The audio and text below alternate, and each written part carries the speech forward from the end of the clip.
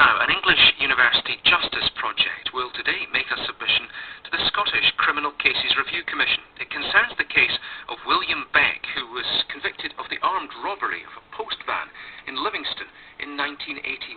He was aged 20 at the time, and he served 6 years in prison, but he's continued to maintain his innocence. The University of Bristol Innocence Project have taken up his case and insist that the conviction should be reconsidered.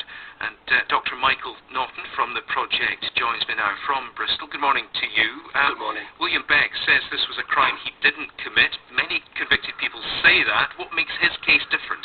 I think you're absolutely right. I mean, we receive about 30 to 50 letters a week from people claiming that they're innocent of the crimes they're convicted of, and we find that about 80% of them are not making a factual innocence claim. So the vast majority of people who say they're innocent, you're absolutely right. You know, they're not innocent. But this 20% of people are people who might be. And then what we do is we look into those cases in thoroughly, akin to a public inquiry, really. And we've been looking into Mr. Beck's case in two different ways. Firstly, we're looking at all the evidence that claims that he committed this crime. And the main evidence against him was claimed eyewitness identification evidence. Now, there was 5 witnesses that were presented in trial in 1981 that said that Mr. Beck committed this armed robbery. 3 of them didn't pick him out in the lineup, so I don't know how reliable their evidence was, but 2 people who did pick him out in the lineup... 2 did? There was 2 people who did. One was an off-duty police officer who claimed that he saw this offence, and another one. But there are real problems with the identity parade in terms of how it was conducted. Mr. Beck was not moved between the first identification and the second identification.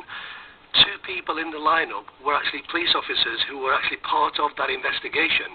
So there's a real question mark about the fairness of that ID parade. Is that not something that could have come out at the trial? Was that not raised at trial by Yeah, I mean, this is the problem. I think that why Mr. Beck has suffered in terms of trying to get this conviction reconsidered to be overturned is because appeals require fresh evidence that wasn't available or could not have been available at the time of the original trial.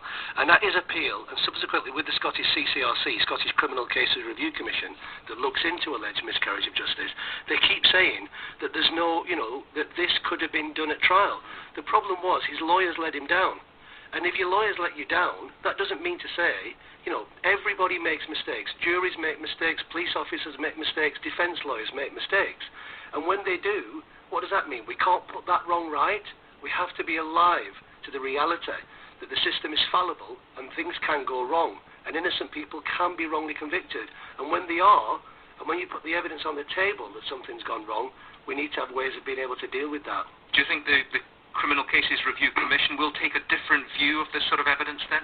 Well, I would hope so. I think the Scottish Criminal Case Review Commission, we've got quite a good working relationship with them. They are subordinated to the High Court of Justiciary up there, which means that, they are going to be bound by looking for fresh evidence. But what we've done is we've actually presented them with a document today. I sent it by email before I came in, which is 20 pages, which goes into chapter and verse for why their previous assessment, where they were minded not to refer this, is problematic. And we want to meet with them, and we want to help them to proceed and process with Mr. Beck's case so that we can get justice for him and his family. Dr. Michael